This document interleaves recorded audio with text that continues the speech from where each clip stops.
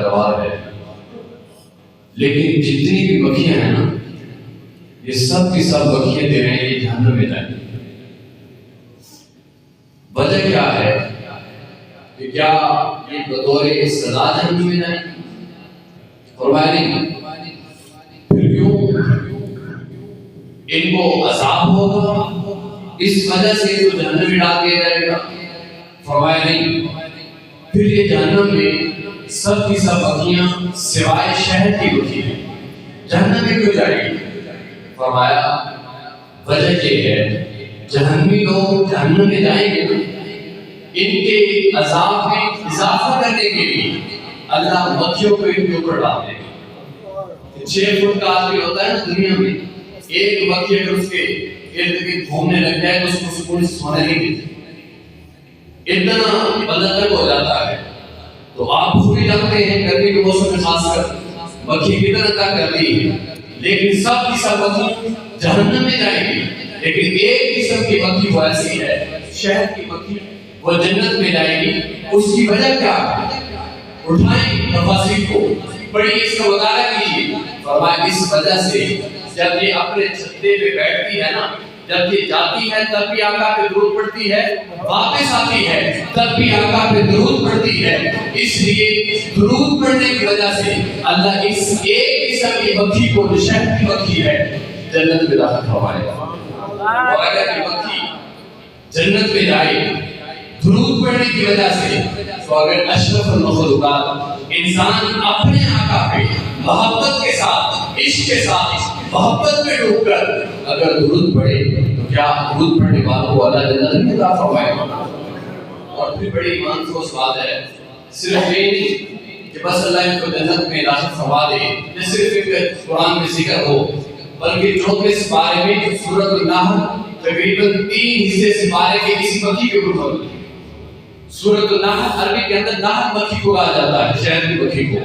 قرآن میں ایک پارے کے 300 پر مشتمل سورت ہے جس کو سورۃ النحل کے نام سے یاد کیا جاتا ہے۔ اللہ نے تفصیل کے ساتھ قرآن کے اندر ذکر کیا ہوا ہے۔ اس لیے جب بھی درود کی باری آئے آواز سے بلند درود پڑھا کریں، محبت کے ساتھ پڑھا کریں۔ آپ بڑے ماشاءاللہ محبت والے ہیں۔ آقا علیہ السلام کے ایک صحابی نے پوچھا تھا پیارے آقا درود کتنا پڑھو؟ آپ نے فرمایا زیادہ کرو۔ اس نے کہا کہ دن کا چوتھا حصہ پڑھتا ہوں، فرمایا زیادہ کرو۔ پھر آدھا دن پڑھو، فرمایا زیادہ کرو۔ 3 حصے پڑھو گی، فرمایا زیادہ کرو۔ صحابی کہنے لگے پیارے آقا آج کے بعد میں آپ کی ذات پر 24 گھنٹے درود پڑھتا رہوں گا۔ آپ نے فرمایا اللہ تجھے برکت عطا فرمائے۔ درود کی اتنی برکت ہے، جب بھی پڑھا کریں محبت سے پڑھا کریں، آواز سے بلند دوشی پڑھیں۔ اللہم صلی علی سیدنا مولانا محمد وآلہ وسلم، الصلاۃ والسلام علیک یا سیدی یا شفیع المذنبین، السلام علیکم وعلی آلک واصحابک یا سیدی یا خاتم النبیین۔ معزز سامعین کرام، پچھلے جمعہ پر سورۃ الضحیٰ پر کچھ گوشت گزار کیا تھا۔ میں چاہتا ہوں کہ اسی بات کو آگے لے چلوں۔ چند آیات کا میں ترجمہ اور تفسیر عرض کر چکا تھا، اس سے آگے چلوں گا، لیکن ترجمہ شروع سے لے کر جتنی آیات پڑھ سکیں گے ان کا عرض کرتا چلوں۔ خالق کائنات نے ارشاد فرمایا چاش کی قسم اور رات کی قسم جب وہ پردہ ڈالا، ماں بتا کا ابو کا ماں کرا، فرمایا کہ نہ تمہارے رب نے تمہیں چھوڑا ہے اور نہ تمہیں ناپسند کیا ہے۔ اس پر میں نے ایک حدیث، ایک روایت تفصیل، دوسری روایت کو عرض کر کے آگے بڑھوں گا۔ یہودی لوگ آقا علیہ السلام کے پاس آ گئے، انہوں نے کہا آپ ہمارے 3 سوالوں کے جواب دے دیں، ہم آپ پر ایمان لے آتے ہیں۔ آپ نے فرمایا سوال کو، یہودی نے سوال کیے کیونکہ یہ سوالات ان کی پہلی کتابوں میں موجود تھے اور انہیں یہ بھی پتا تھا کہ ہماری پہلی آسمانی کتابوں میں موجود ہے، اس نبی سے اگر سوال کیا جائے گا 2 سوالوں کے جواب دیں گے، تیسرے سوال کا جواب بالکل مختصر دیں گے۔ وہ سوال کیا تھے؟ انہوں نے کہا آپ یہ بتائیں اصحاب کہف کے بارے میں ہمیں وضاحت فرمائیں۔ وہ جو بڑی غار کے اندر 15 پارے میں سورہ کہف میں ذکر موجود ہے، آقا علیہ السلام نے ان کی تفصیلاً گفتگو کی۔ پھر انہوں نے کہا حضرت اسکندر ذوالقرنین کے بارے میں بتایا جو بادشاہ گزرے ہیں 16ویں سپارے کے دوسرے رکوع کے اندر ان کا ذکر بھی موجود ہے. لیکن تیسرا سوال جو انہوں نے کیا نا روح کے بارے میں ہمیں بتایا. آپ نے فرمایا بھائی سلمون کا جو روح 15 سپارہ ہے قل الروح من امر ربی. یہ روح کے بارے میں آپ سے پوچھا جائے گا آپ انہیں بتا دیں بس یہ اللہ کا امر ہے اللہ کا حکم ہے. اس سے آگے آپ نے فرمایا اس سے آگے آپ وضاحت نہیں کریں گے کیونکہ پہلی کتابوں میں موجود تھا وہ آپ کو چیک کرنا چاہتے تھے. آپ نے انہیں کہا آپ کل آنا. آپ نے جواب نہیں دیا اس وقت. فرمایا کہ تم کل آنا میں تمہیں سارے سوالوں کے جواب دوں گا. لیکن بڑی منفوس بات ہے آپ کے منصب کے لائق تھا جس طرح آپ کا مقام تھا آپ کا عہدہ تھا آپ نبیوں کے نبی رسولوں کے رسول خاتم الانبیاء میں تشریف لائے تھے. لیکن آپ کو کہنا چاہیے تھا انشاءاللہ آپ کل آنا میں ان سوالوں کے جواب دوں گا. آپ نے جب یہ بات کہی نا انشاءاللہ نہیں کہا. اور ہمارے لیے یہ حکم ہے جب کسی کام کا وعدہ کریں انسان ہے خوشی غمی بھی ہے تکلیف بھی ہے 100 معاملات ہو سکتے ہیں. کبھی یہ نہ کہیں گے کل میں دوں گا بلکہ آپ کہیں انشاءاللہ میں کل آ کر ادا کروں گا. اگر اس کے اندر تاخیر بھی ہوتی ہے تو آپ گناہگار نہیں ہوگی. اللہ نے چند دن کے لیے وہی کو روک دیا. آقا نے سب بڑے پریشان ہو گئے. مشرکین مکہ یہودیوں نے کہا مسلمانوں کے نبی کو اللہ نے چھوڑ دیا ہے ان کے خدا نے چھوڑ دیا ہے اور ناپسند کیا ہے. اسی جواب کے اندر اللہ نے سورۃ الضحیٰ کو نازل کیا اور فرمایا ما ودعک ربک وما قلی. فرمایا نہ تمہارے رب نے تمہیں چھوڑا ہے اور نہ ہی تمہیں ناپسند کیا. بلکہ اس کے اگلی آیت میں اللہ نے فرمایا والآخرۃ خیر لک من الأولیٰ. اور حضرت اس پر فرماتے ہیں کہ مشرکین منافقین حسد و عناد کے بارے میں خوب دل میں سمجھتے ہیں آقا رسالت کا مقام کیا ہے لیکن ان کی قسمت میں کفر تھا. فرمایا کہ وہ حسد اور عناد کے بارے میں طوفان جوڑے جاتے ہیں دل کے بھگولے پھوڑتے ہیں کہ آقا رسالت کی اتنی عظمت اتنی شان لیکن ان کی قسمت میں کفر تھا. یہ سمجھتے ہیں کہ اللہ نے خود فرما رکھا ہے والآخرۃ خیر لک من الأولیٰ. محبوب مکرم آپ کا ہر آنے والا لمحہ ہر آنے والی گھڑی ہر آنے والا دن پہلے سے کئی درجے بہتر ہوگا. اور پھر مفسرین اسی پر فرماتے ہیں دوسرا قول یہ ہے کہ آپ کی آخرت جو ہے دنیا سے کئی درجے بہتر ہوگی. آپ کی آخرت اس آیت سے مراد آپ کی آخرت دنیا سے بہتر ہوگی. وجہ اس کی کیا ہے کیوں بہتر ہوگی؟ فرمایا اس لیے کہ کل قیامت کے دن آپ کے لیے مقام محمود ہوگا آپ کے لیے حوض کوثر ہوگا اور آپ تمام انبیاء اور رسل پر مقدم ہو گئے. یہ جو آپ بیٹھے ہیں اس امت کے لیے فرمایا تمام امتوں پر یہ امت گواہ بن کے آئے گی. یہ امت گواہ ہوگی اور پھر آقا اسلام کی شفاعت کے سبب اللہ ہر گناہگار کو جنت کا مستحق بنائے گا. فرمایا آپ کے سبب آپ کے وسیلہ جلیلہ سے آپ کے توسل سے فرمایا بے انتہا عزتیں اور کرامتیں جو بیان میں نہیں جا سکتی اللہ کل قیامت کے دن آقا رسالت کو عطا فرمائے گا.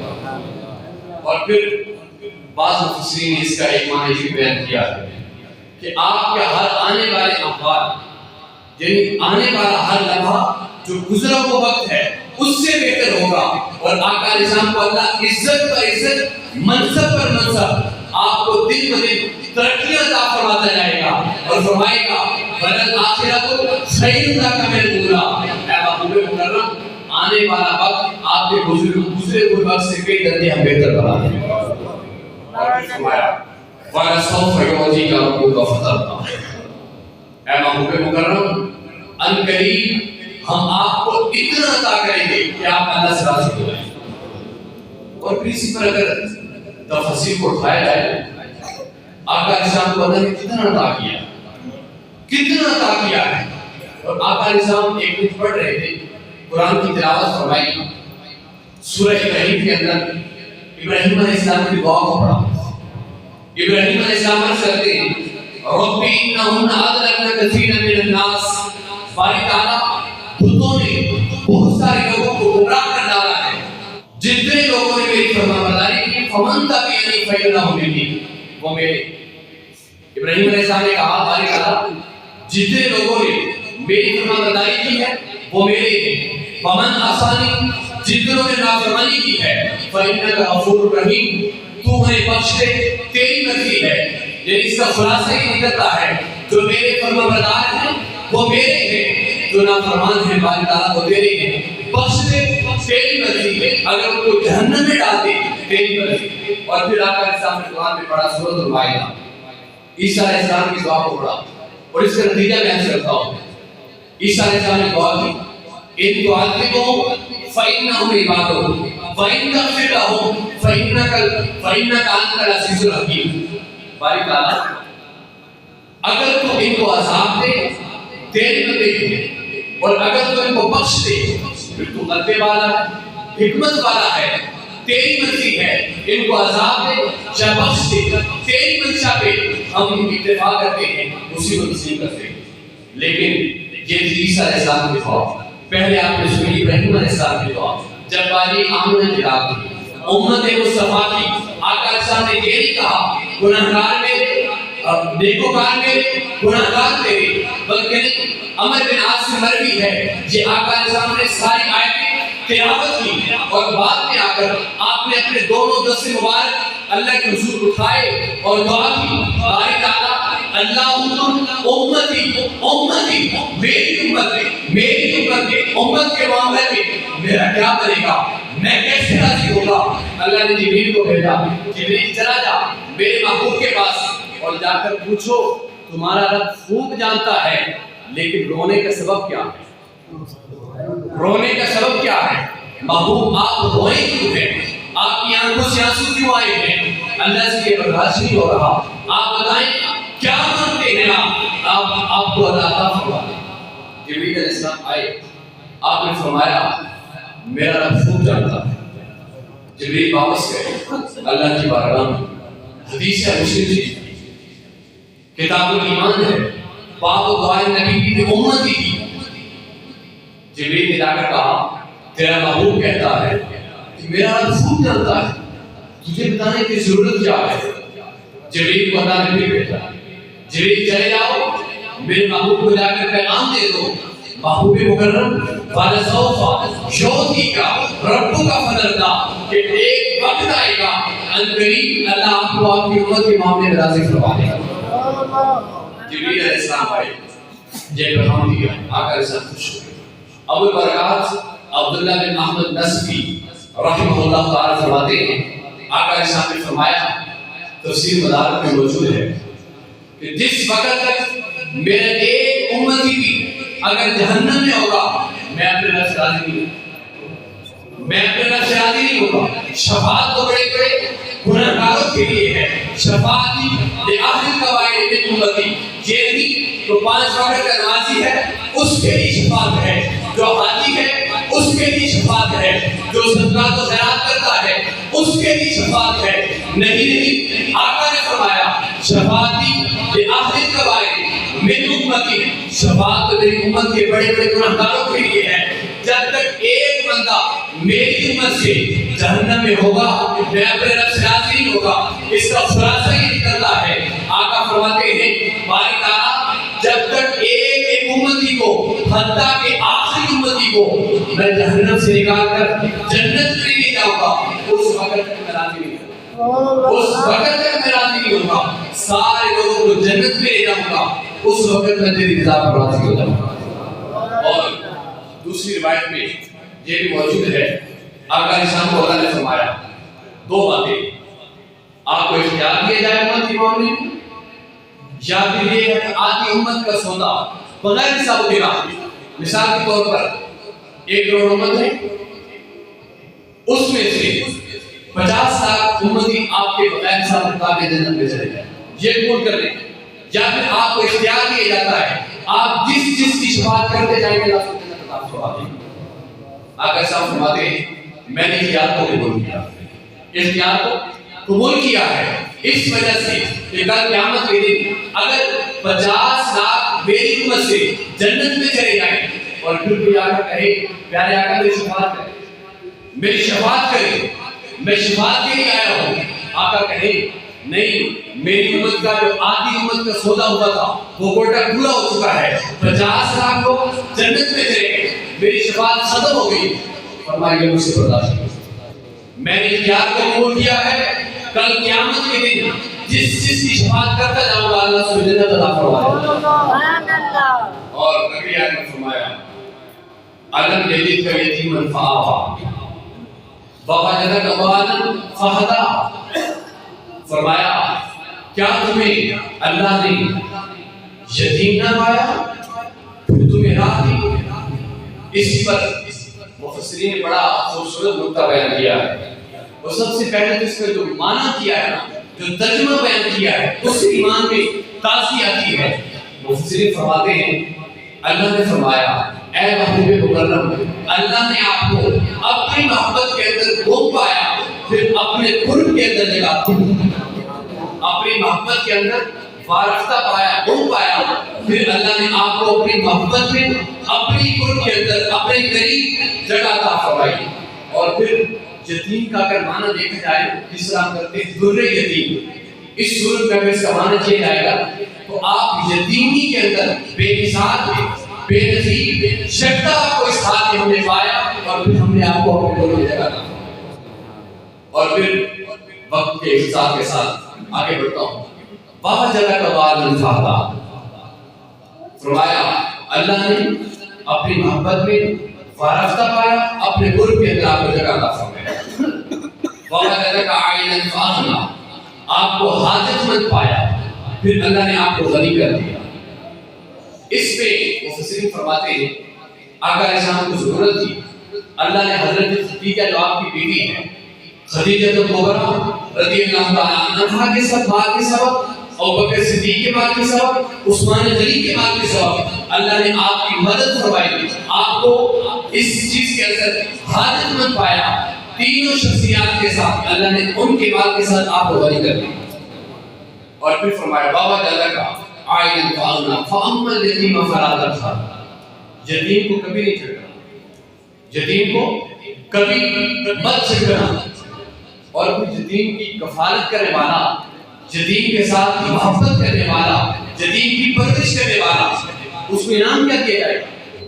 زمانے جاہلیت کے اندر لوگ یتیموں کو خوب ضائع کرتے تھے، ان کو پامال کرتے تھے، حق ادا نہیں کرتے تھے، ان کا مال ہڑپ کر جاتے تھے. لیکن آقا صاحب نے فرمایا تم میں سے اگر کوئی آدمی یتیم کی کفالت کرے، اس کی پرورش کرے، اس کی دیکھ بھالی کرے، فرمایا کل قیامت کے دن دو انگلیوں کو شہادت بھی ملی اور درمیان والی انگلی کو لا کے فرمایا کل قیامت کے دن وہ میرے ساتھ اس طرح کے جنت میں جائے گا. یتیم اور یتیم کی کفالت کرنے والا میں اور وہ آدمی جو یتیم کی کفالت کرتا ہے، تھوڑا سا فاصلہ رکھ کے فرمایا کل قیامت کے دن میری شکل کے اندر داخل ہو کر جنت میں چلا جائے گا. پھر فرمایا فَأَمَّا السَّائِلَ فَلَا تَقْهَرْ. اور سائل کو کبھی نہیں چھڑکنا. یتیم پر شفقت کرنی ہے اور سائل کو کبھی چھڑکنا نہیں ہے. اچھا سائل پھر آقا علیہ السلام کی عطا دیکھیں غار ثور میں ابوبکر صدیق کی پنڈلی میں سانپ نے ڈنگ مارا، آقا علیہ السلام نے اپنے دعا میں دم لگا کر شفا عطا فرمائی. اور غزوہ بدر کے اندر حضرت واپس اپنا کٹا ہوا بازو لے کر آتے ہیں، آقا علیہ السلام نے اپنے دعا میں دم لگایا، بازو کو درست فرما دیا. غزوہ احد کے اندر حضرت قتادہ اپنی نگری ہوئی آنکھ آقا کی بارگاہ میں لے کر آتے ہیں، آقا دعا لگاتے ہیں، صحت عطا فرما دیتے ہیں. غزوہ خیبر کے اندر حضرت علی کو آنکھوں کی بیماری تھی، اشوب چشم تھا، آپ نے فرمایا علی کو بلاؤ، علی کو بلایا، اپنا دعا لگایا، صحت عطا فرما دی.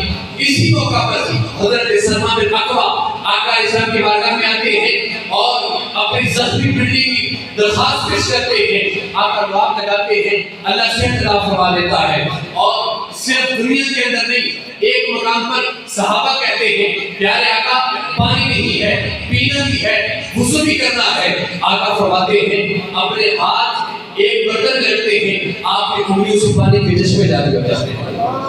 اور یہ تو دنیا کے اندر آقا اسلام کی عطا ہے. اور پھر اخروی عطا کے معاملات آپ دیکھیں، آقا اسلام کی بارگاہ میں حضرت ربیعہ حضرت عکاشہ آتے ہیں. آقا اسلام نے جنت کی ضمانت عطا فرمائی. اشرف مبشرہ 10 صحابی ہیں حضرت عکاشہ اور حضرت ربیعہ. حضرت ربیعہ آقا اسلام کی دین کی خدمت کیا کرتے تھے. رات کو آقا اسلام کی بارگاہ میں آتے, آپ کے گھٹنے اٹھاتے, پانی بھر کر دیتے, آپ کو وضو کرواتے تھے.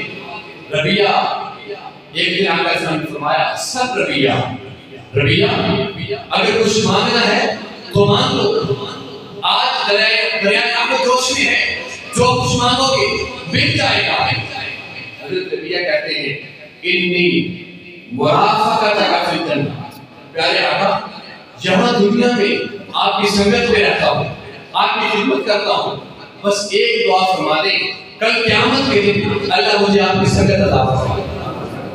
آپ نے فرمایا اب غیر ذالک, وہ تو مل گیا جنت میں, اللہ آپ کو میری سنگت عطا فرمائے گا, میرا قرب عطا فرمائے گا, مل گیا. اب غیر ذالک, اور بھی کچھ مانگ رہے ہیں تو مانگ دو. ربیعہ کہتے ہیں بس یہ مانگ لیا, جب آپ کی رفاقت جنت میں مل جائے اس کے بعد مجھے کچھ نہیں چاہیے. آپ نے فرمایا اب غیر ذالک, اور بھی کچھ مانگ لو. ربیعہ نے کہا ہوگا سب کچھ خدا سے مانگ لیا, آپ کو مانگ کر سب کچھ خدا سے مانگ لیا, آپ کو مانگ کر اٹھتے نہیں ہاتھ میرے اس دعا کے بعد. کیا کہا, جب جنت میں آپ کی سنگت مل جائے پھر اس کے بعد کسی چیز کی ضرورت نہیں ہے. اور پھر حضرت ایک اونٹ آتا ہے, جانوروں کی وہ یہ سمجھتے تھے, اس نے کہا مجھے چارہ کب ملتا ہے. آقا اسلام نے اس کی دعوت سی, اس کو خرید کر آپ نے اعزاز فرمایا. اور منہ مانگی میرا مرادیں اگر اس پر تفاصیل کے ساتھ گفتگو کی جائے, مطالعہ کیا جائے, ایک ضخیم کتاب اس پر مرتب کی جا سکتی ہے. لیکن شاید اس پر کیا کہتے ہیں مالک کونین ہیں, وہ پاس کچھ رکھتے نہیں, دو جہان کی نعمتیں ہیں ان کے ساتھ ہاتھ میں. آپ دو جہان کی مالک ہیں لیکن ظاہر اپنے پاس آپ نے کچھ بھی نہیں رکھا. آپ سے نے فرمایا وَأَمَّا بِنِعْمَةِ رَبِّكَ فَحَدِّثْ, اپنے رب کی نعمتوں کا خوب چرچا کرو. اس مراد وہ نعمتیں بھی ہیں جو اللہ نے اپنے محبوب کو عطا فرمائی, وہ نعمتیں بھی ہیں جو اللہ نے ہر کسی کو عطا فرمائی ہے. تو پتہ چلا جب اللہ کی نعمت ملے اس کا شکر ادا کرنا چاہیے, نعمت کا چرچا کرنا چاہیے. اس کا فائدہ یہ ہوتا ہے اللہ نعمتوں کے اندر اضافہ فرما دیتا ہے. اور اگر نعمتوں کی ناشکری کی جائے, اللہ نعمتوں کے اندر کبھی تو خدا اللہ فرماتا ہے لئن شکرتم لازیدنکم ولئن کفرتم ان عذابی لشدید. فرمایا اگر کفران نعمت کرو گے نا پھر سن لو میرا عذاب بھی بڑا سخت ہے, عذاب تمہیں اپنے لپیٹ میں لے لے گا. اس لیے اللہ کے حضور ڈرنا چاہیے, اللہ کی نعمتوں کا شکر ادا کرنا چاہیے. شکر ادا کریں گے یہ نہیں کچھ بھی نہیں ہے, سب کچھ ہونے کے ناطے کہا جائے حالات بڑے خراب ہیں, اللہ کا شکر ادا کریں, اللہ نعمتوں کے اندر اضافہ فرما دے. آخر میں ایک مؤدبانہ گزارش ہے, میٹھے کمانا میوسیبت کمیٹی کے اندر عرصہ دراز سے 3 افراد جو مرزائی قادریہ میں کام کر رہے ہیں, ان کو فوراً یہاں سے نکالا جائے اور مسلمان ملازمین ان کو وہاں پر تعینات کیا جائے. یہ مسلمانوں کی ہر دور میں, اور بکر صدیق کے دور میں, آقا اسلام کے دور میں, اور آج بھی اس چیز کی اشد ضرورت ہے, اور اس پر عمل کرنا بھی ضروری ہے. اور نجی چوک کے اندر آٹا چکی ہے جو کہ چودھری کے نام سے موجود ہے, چودھری کے نام سے یہ چکی مشہور ہے, ان کا مکمل طور پر بائیکاٹ کیا جائے کیونکہ وہ چکی والے بھی مرزائی ہیں.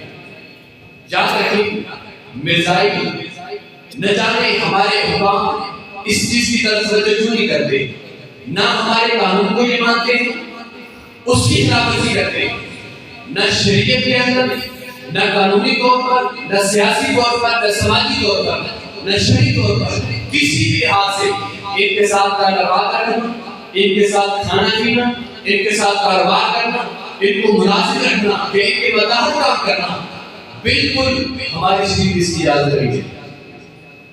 اور اگر آپ کے قرب کے اندر کوئی عیسائی, کوئی یہودی, کوئی کافر تکلیف میں ہے, آپ اس کی ہمدردی کریں, اس کی دوائی کا اہتمام کریں, اس کو طبی سہولت دیں, لیکن اگر کوئی مرزائی ہے، قادیانی ہے، اگر وہ بڑھ رہا ہے آپ کے پڑوس کے اندر، بڑھ رہا ہے، اگر آپ اس کو ایک گھونٹ پانی کا پلاتے ہیں تب بھی آپ گناہگار ہیں، وہ کسی ایک گھونٹ پانی کا بھی حقدار نہیں ہے۔ اور اگر اس قدر ہماری شریعت میں سختی ہے، ہمارے نبی علیہ السلام کی نبوت میں ڈاکہ ڈالے، پھر ہم ان کی چکی سے آٹا بھی پسوائیں، ان کے ساتھ ہمدردی بھی کریں، ان کے مداح کام کریں، جب ان کو اپنے مداح رکھیں، تو یہ بھی جائز ہے؟ نہ قانونی طور پر، نہ شرعی طور پر، نہ سیاسی طور پر، نہ سماجی طور پر۔ اس لیے اپنے صحیح مسلمان ہونے کا، سچے اور پکے عاشق مصطفیٰ ہونے کو ثبوت دیتے ہوئے اس لحاظ سے آواز کو بلند کیا جائے اور ان کا مکمل طور پر بائیکاٹ کیا جائے۔ اللہ تعالیٰ کی کائنات میں میرے پورے قبول فرمائے، ہمیں آقا اسلام کی سچی پکی محبت عطا فرمائے۔ وما علینا الا البلاغ۔